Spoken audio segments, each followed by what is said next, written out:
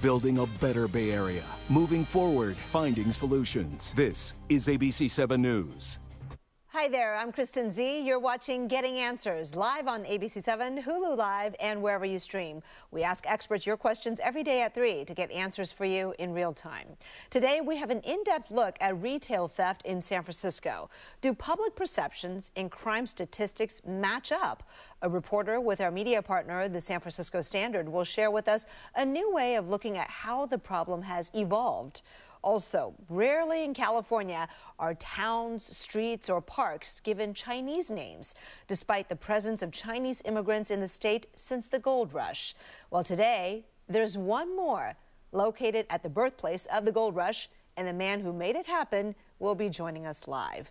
But first, with the FDA approval process paused today for the Pfizer vaccine for children under 5, parents of young children face many uncertainties. Schools, vaccines, masks, emotional health, it's all complicated and so challenging. Well, this week, we had the opportunity to talk to Governor Newsom's wife, First Partner Jennifer Siebel-Newsom. We asked her whether she would still have her kids wear their masks to school if it became optional now. The First Partner also discussed her efforts to improve children's mental health and equal pay for women in California. So you are co-chairing the governor's new advisory council on physical fitness and mental well-being, along with 49er great Ronnie Lott, whom, by the way, we had on earlier this week. He's amazing. What is the impetus? It's wonderful. What is the impetus for this council? What will it do? So obviously, here in California, we've committed to equity across the board and making sure that children in particular get the best start in life. Governor Gray Davis had, and Pete Wilson and Schwarzenegger and Brown, they all had a physical fitness council. We decided this past year that we wanted to commit to a physical fitness council that included and really centered mental health. Because we know that physical fitness and mental health are intrinsically linked.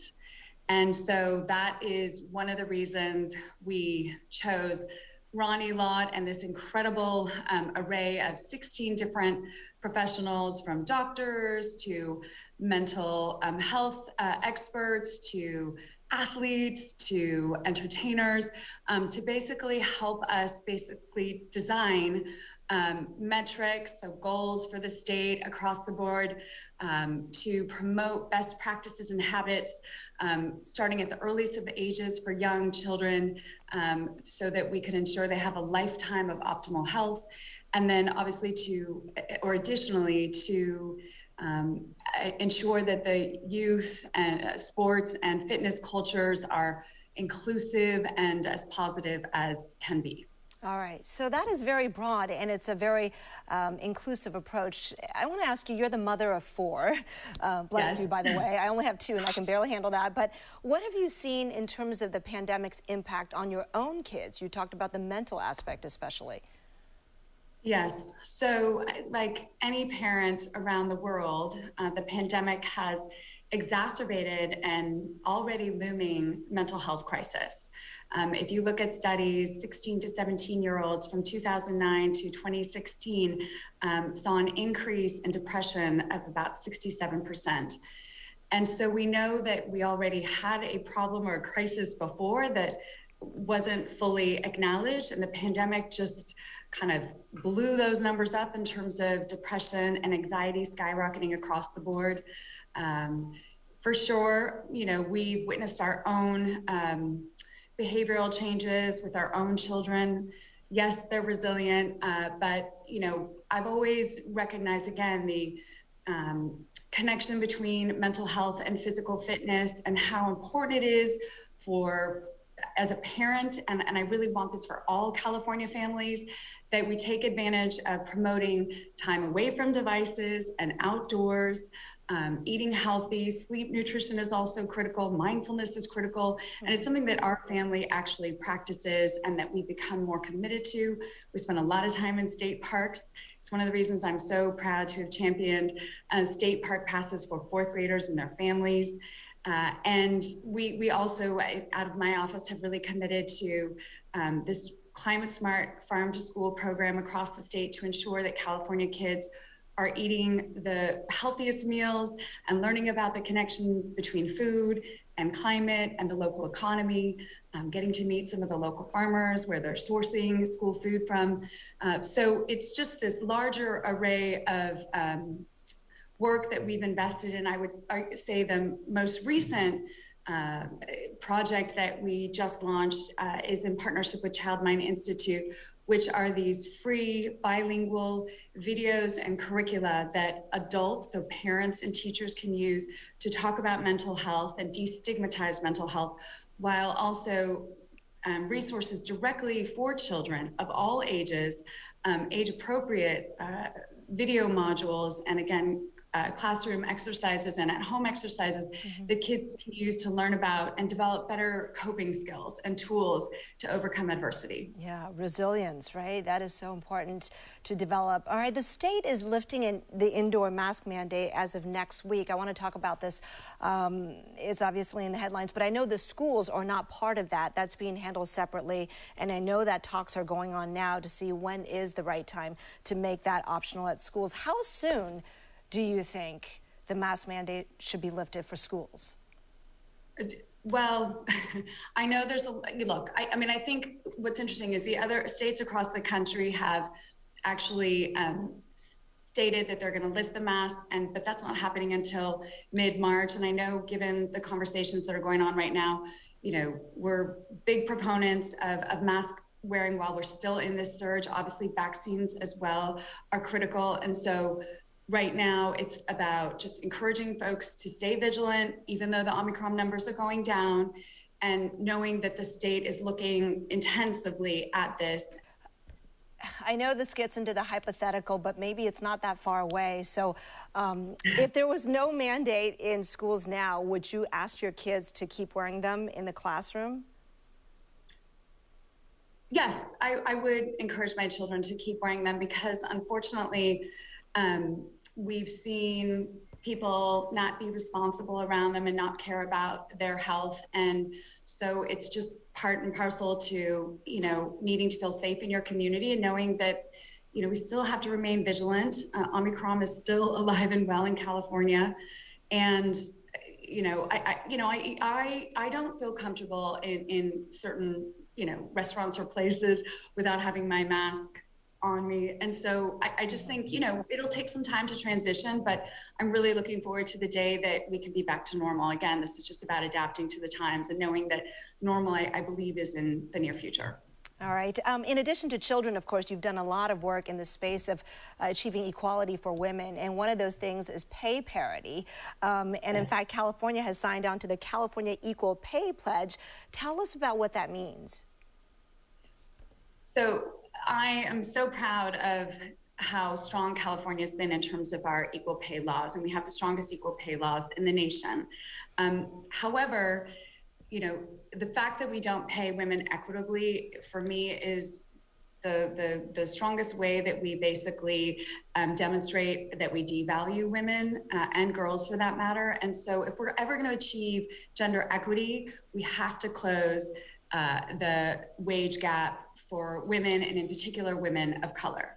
And we know that in this state, women lose about $87 billion a year in terms of this gap. And so again, we're never going to reach parity and close the wealth gap if we don't really focus and hone in on wage inequity. So one of my first initiatives was launching the Equal Pay campaign in California to inspire corporations to basically commit to looking at their conducting an annual pay gap analysis, reviewing their hiring and promotion practices to reduce unconscious bias and structural barriers to pay equity, and then ultimately to just lift up best practices to ensure pay equity and diversity across the board. And we've been very successful. The state itself has always, walked the walk, but realized that we hadn't signed the Equal Pay Pledge ourselves. And as the largest employer in California with 246,000 employees, it was time that we actually signed the pledge ourselves in hopes of inspiring other employers across the state to do so. I see. And in addition to that, we've announced that we will be appointing a chief equity officer at the state level to basically make sure that across all the departments and agencies that we continue to have the highest standards in terms of diversity, equity, and inclusion, in terms of promoting, training, and hiring, as well as procurement of goods and services. So again, I'm really excited about California's commitment to signing the Equal Pay Pledge, and really hope that California companies follow suit. All right, First Partner Jennifer Siebel-Newsom, before I let you go, I just want to bring it back to the pandemic, which we all hope will be in our rearview mirror soon, but not quite there yet. And when we look at the vaccination rates of children in particular, they remain relatively low, even in California. I think something about 20%-ish for 5 to 11-year-olds. What is your hope there, and what kind of work can you do there to try to boost that number? So it's a great question. I mean, California has always led with science, and I understand. I have tremendous compassion for moms in particular who, are doing everything they can to feed their kids organic and nourish them and give them the best start in life. And it's really about trusting science. Again, I think we had an administration at the federal level a few years ago who really denied science. And it's critical that I think we start to come together and remember that we're in this together. And this is not just about public health, it is about individual health. And, the pandemic really wreaked havoc on not just our society, but all of our mental health and well-being. And the true and trusted way to get through this is through vaccines and masks. And so I'm proud of the work that we're doing, and, wanting just to assure families, all of our kids are vaccinated, you can do it too, and let's get through this so that we can get on to the other side and have the life that we were living a little before, maybe a little bit slower, but have the more free and liberating life that we had before this pandemic, where there was less fear and less anxiety in the air. And our thanks to First Partner Jennifer Siebel-Newsom for taking the time to talk with us on a whole host of issues we all face. Coming up next, another issue we're struggling with, retail theft in the Bay Area. The San Francisco Standard is joining us to take a close look at this issue and how the discussion around it has evolved over time. We'll be right back. All right, everybody, thanks for joining us today. I hope you enjoyed that conversation. A rare opportunity to talk to Jennifer Siebel-Newsom. Interesting that she definitely mentioned that her kids, even if there was no mask mandate now, she would continue to urge them to wear their masks in class. Whether or not kids follow through every time, that's another question. Those of you who have children know exactly what I'm talking about. You can say what you want, and the kids will sometimes listen and sometimes not. All right, anyway, hope you are having a good Friday. We'll be back with another conversation coming up soon. Meantime, enjoy this view of Pier 39 at the docks. What happened to all the sea lions? Did they all go for a swim? We'll be right back. What is happening? Are they? Okay.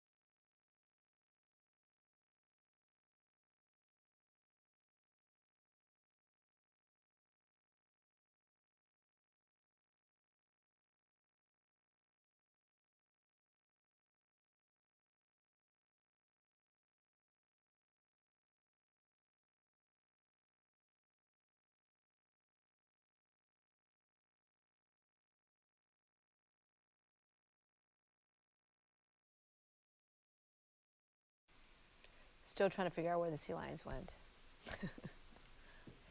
ABC7 is excited about our partnership with the brand new San Francisco Standard. Part of building a better Bay Area is highlighting those who are working toward the same mission we have here at ABC7. The Standard's deep and insightful reporting on the city does just that.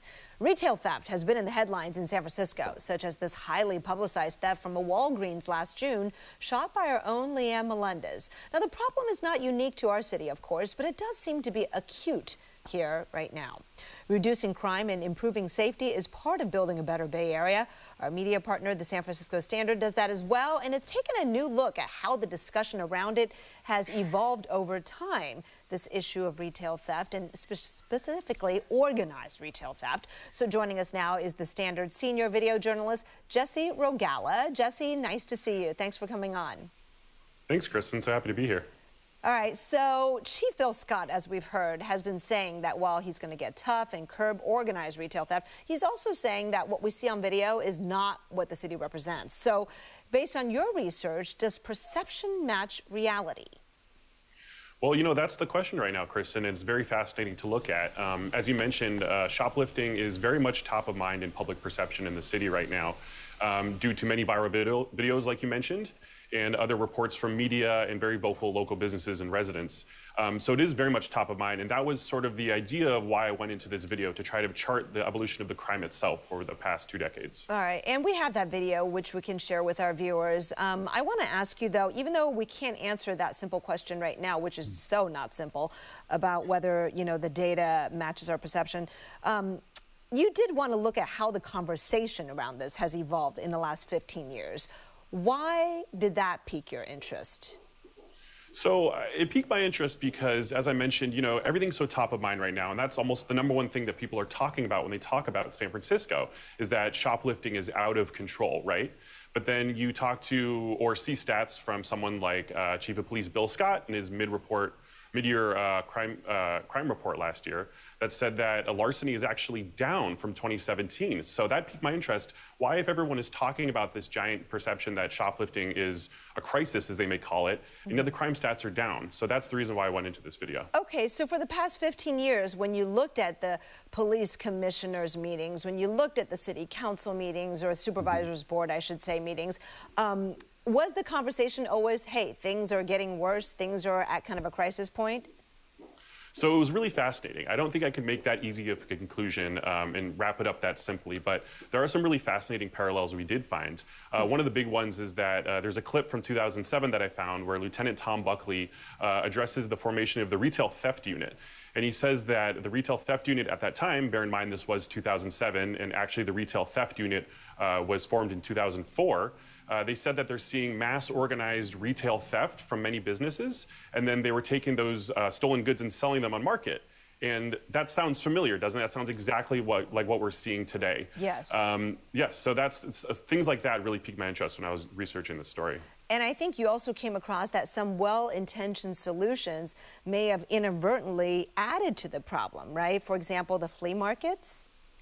Yes, so Supervisor Hillary Roden decided to legalize what had been a decades-long sort of unofficial flea market operating in the Mission District.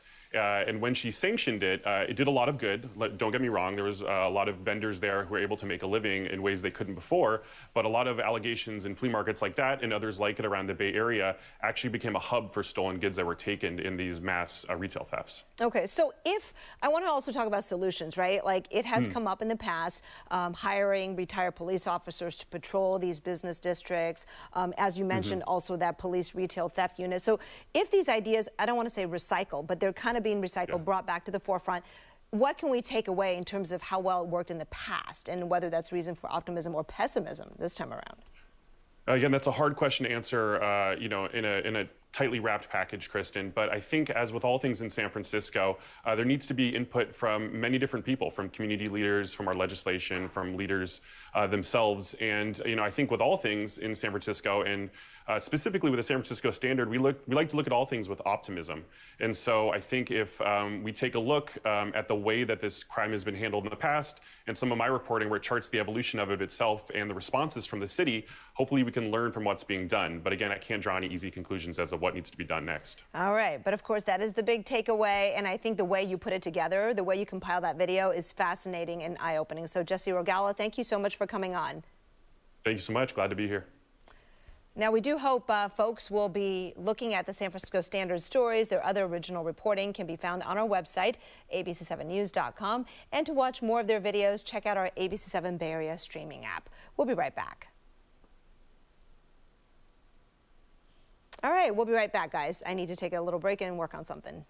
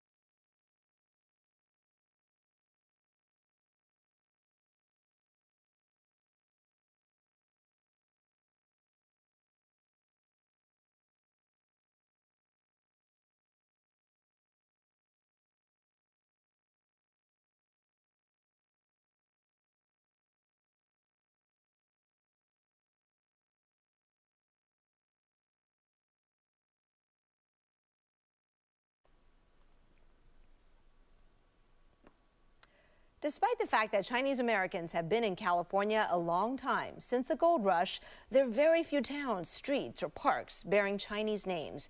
That's why even though it seems like a small thing, it was a huge deal today when the ribbon was cut at a state park to dedicate a new trail with a Chinese name. Gamsan Trail is a 3-mile path just added to the Marshall Gold Discovery State Park near Placerville, about a 3-mile drive from San Francisco. And that is where James Marshall discovered gold at Sutter's Mill in 1848, sparking the California Gold Rush. Yep, the 49ers. Joining us now from the park is the man who worked for 2 years with the state park system to make this happen, Douglas Shaw. Hi, Douglas. Congratulations. Hi, Kristen. Hi. Yes, we are so excited about what happened today, and this is such a landmark for us. Yeah, we are very excited. I know how much it means to you, especially coming at a time of Lunar New Year celebrations. Tell our viewers, what does Gamsan mean? Well, Gamsan means Gold Mountain, and this is how Chinese refer to California as a Gold Mountain. I mean, literally, even today, if you look at the Chinese official name of the San Francisco Chinese Consulate General, it says Old Gamsan Office. Ah, and of course, San Francisco in Chinese is Old Gold Mountain, right? Yes. So that's a great name. Look, when you heard the park system was adding a new trail in this park, you immediately advocated that it be given a Chinese name. Why was that so important and so needed in your view? I know there are not that many, right? Well, I think the Chinese names are way underrepresented. I mean, Lombard is Italian, Venice is Portuguese, Lafayette is French. What about China? No Chinese name, no New Suzhou, no New Canton, and no Chen Street, and no, right? So, so I think Gamsan Trail is so relevant.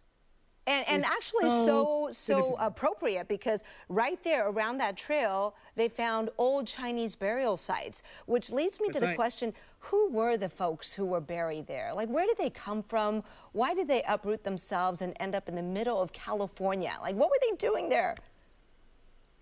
Well, I think, you know, same time in those days, I think everybody in the world were ready to come here for the gold.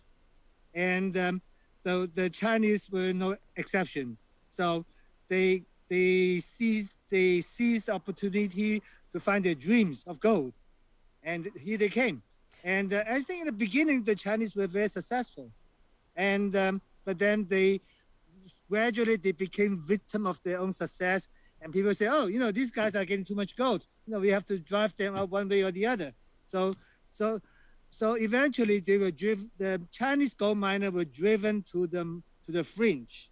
But at the beginning, we had some great success. Yeah. Yeah. Wow. That history is so important. In fact, many people don't know this, but the Sacramento-San Joaquin Delta area is full of Chinese history. In fact, last year, I did a story from the tiny historic town of Locke, of which you're the chair of the Locke Management Association. But, people don't appreciate this. It was the only town in the U.S. built by Chinese, for Chinese, and I think it's well worth a visit, okay? So now, right, Douglas, people can go see Locke, and then they just drive another 50 miles and then hike at Gamsan Trail.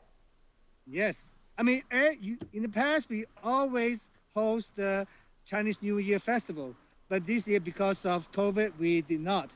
But then we will probably host the May Spring Festival, and hopefully 2023 we have the Chinese New Year again. Yeah. Fantastic. Anyway, and you know what? Locke is just terrific. You learn so much about what the Chinese did in the Delta, right? Building the dams, like the agriculture made it all possible. Did so much. So when people go to Gamsan Trail and Marshall Park, will they see signs and like interpretive exhibits that allow them to learn the history? Yeah, I mean there is a interpretation sign right here behind me. Okay, and it's written in English, but the name Gamsan is written in Chinese. I mean, also in Chinese. Fantastic. Yes. So, it's great for everybody, the whole family, and today's a perfect day for a walk, so I'm glad you were able to enjoy that. Thank you so much, Douglas Shaw. Appreciate it, and congratulations once again on Gamsan Trail. Don't Thank go you, away. Kristen, and I think congratulations to the entire Chinese American community. We'll be right back. Douglas, are you still there? Because we can keep talking for about 2 minutes. We actually are off air, but we're on Facebook Live still. So we can finish this conversation. By the way, you did a great job, amazing job introducing us to the history and the importance of Gamsan Trail. So really happy to hear. Hey, so where does the trail start from and where does it end? What are the connection points? Where does it take you? The trail starts from Lotus. And Lotus is where... Okay, from Lotus it's just like a few yards away from the American River. Okay.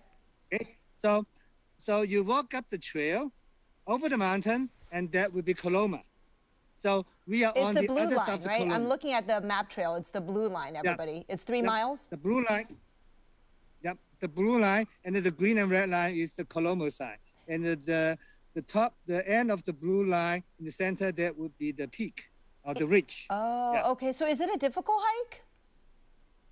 Well, it is okay. I mean, it's not the easiest hike, but then if you are well, I mean, you don't have to be young, as long as you are well, and you are in the proper walking gear, and it will be perfect 35-minute walk. All right. I'm so glad that I'm so glad that the state park was very receptive to your proposal.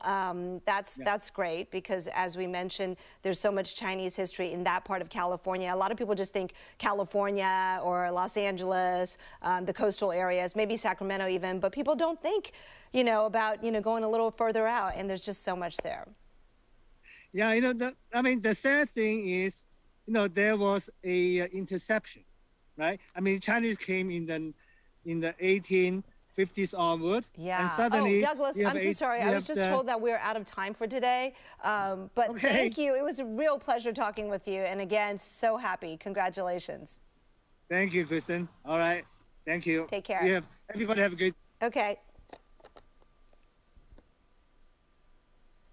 Thank you so much for joining us on this interactive show today, Getting Answers. We'll be here every weekday at 3 o'clock and on air and on live stream answering your questions. World News Tonight is coming up next, but this weekend, perfect time to go check out the new Gamsan Trail at the Marshall Gold Discovery Park. Have a great day. Bye-bye.